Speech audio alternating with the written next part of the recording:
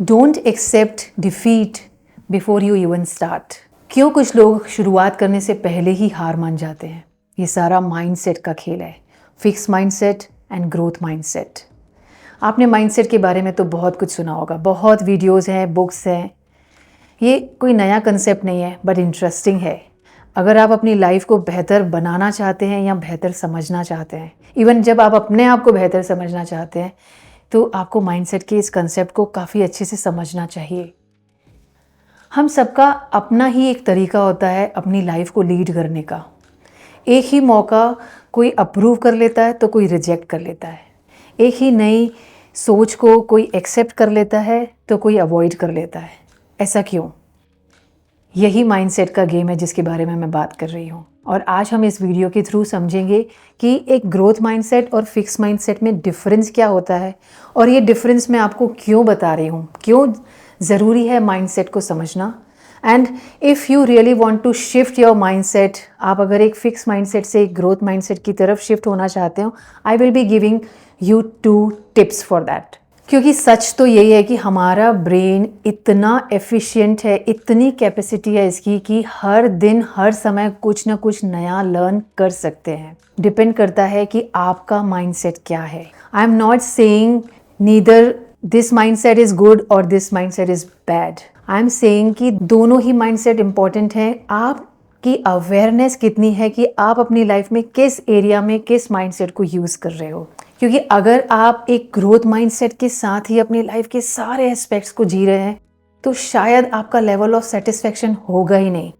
You will never be feeling fulfilled. और अगर आप एक फिक्स माइंडसेट के साथ अपनी लाइफ के सारे एस्पेक्ट्स को जी रहे हैं, तो आप अपनी लाइफ में ग्रो नहीं करेंगे, लर्न नहीं करेंगे, बेटर नहीं होंगे। एज इट इज़ रहेंगे। 5 साल पहले जैसे थे आज भी वैसे ही रहेंगे, और 5 साल बाद भी वहीं के वहीं। थोड़ा बहुत जो नेचर की तरफ से चेंज हुआ, वही चेंजेस आपकी लाइफ में होंगे। So it completely depends on person to person which mindset they want to adopt and at which area of their life. So let's learn what are the differences between these two mindsets. Fixed mindset stands for ये मेरी abilities और skills हैं, मुझे ये आता है, I am good at this, this and this and I am going to do only this, this, this. जो मुझे आता है मैं वही करूँगा, जिसमें मैं अच्छा हूँ मैं वही करूँगा। Growth mindset says कि I am good at this, this, this and I want to good at this, this, this. Like I am ready to learn and change. They are very changeable.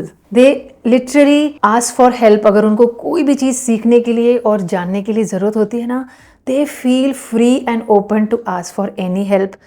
Rather जो fix mindset के लोग हैं वो unchangeable होते हैं और वो ज़्यादा ओपनली शेयर भी नहीं कर पाते उनकी आस्क और डिमांड्स को।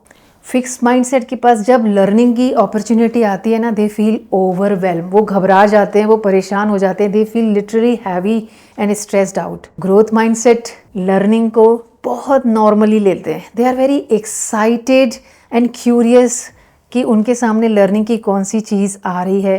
They really welcome learning. Fix mindset वाले लोग सेफ कीपिंग सेल्फ जोन में रहते हैं, और ग्रोथ माइंडसेट वाले रिस्क टेकिंग सेल्फ जोन में रहते हैं। They really love to take risk, क्योंकि उनको हमेशा ये थॉट रहता है, अगर आप ग्रोथ माइंडसेट के हैं तो आपके अंदर ये थॉट रहेगा कि let's take this calculated risk और देखते हैं कि इसके बाद क्या है। शायद कुछ सीखने को मिल जाए, शायद कुछ नया हो जाए। पर अगर आप फिक्स माइंडसेट से ऑपरेट करते हैं तो आपके अंदर ये थॉट आएगा कि क्या ही ज़रूरत है इतनी रिस्क लेने की, इतना बदल के क्या ही हो जाएगा, क्यों इसमें पढ़ना, लीव इट ना, जो चल रहा है चलने दो ना, रहने दो ना। फिक्स माइंडसेट के लोग, उन्हें सरप्राइजेस ज़्यादा पसंद नहीं है। They want certainty.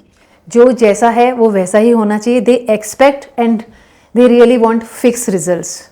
पर अगर आप एक ग्रोथ माइंडसेट से हैं तो आपको सरप्राइजेस बहुत अच्छे लगेंगे।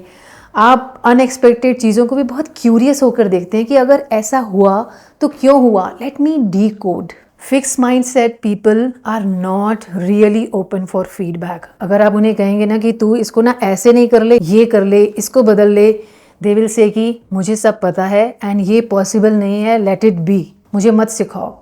बट अगर आप ग्रोथ माइंडसेट से हैं, यू लिटरली सीक फीडबैक। आप आपने देखा होगा ना, लोग फीडबैक फॉर्म फिल करवाते हैं because they really continuously want to improve their services and themselves. उनके लिए failure is just a feedback, और उनकी फिलॉसफी होती है कि fail fast to grow fast. Even fix mindset के लोगों का मोटिवेशन जो होता है ना, कुछ भी काम, कुछ भी टास्क को लेकर, वो मोटिवेशन एक्सट्रिंसिक होता है, मतलब बाहर के लोगों से आता है। They want to do this because he is doing this, she is doing this, they want to have this because they are having it. तो उनका मोटिवेशन हमेशा बाहर के लोगों को देख कर आता है, और बाहर के लोग, एक्सटर्नल वर्ल्ड में तो इन्फिनिट लोग हैं। दैट्स वाई वो कभी भी अपनी विक्ट्री और अचीवमेंट को सेलिब्रेट नहीं कर पाते, क्योंकि उनका ध्यान हमेशा दूसरों पर रहता है। आप चाहे जो भी अचीव कर लो, कोई ना कोई अदर है इस दुनिया में जो उससे भी बेहतर अचीवमेंट कर रहा है। So how a fix mind set, how a person जो दूसरों से कंपेयर कर रहा है, जो दूसरों से compete कर रहा है, feel happy with their achievement. इसकी बजाय जो ग्रोथ माइंडसेट के लोग होते हैं ना, उनका मोटिवेशन इंट्रिंसिक होता है।